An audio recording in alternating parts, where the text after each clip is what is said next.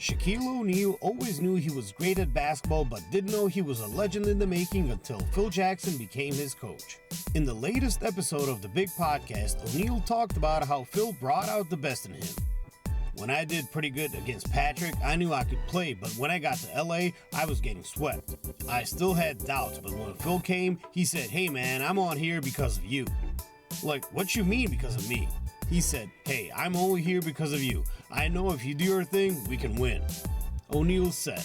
The first instruction the Zen Master had for O'Neal was for him to stop spending so much time on rapping, music videos, and movies.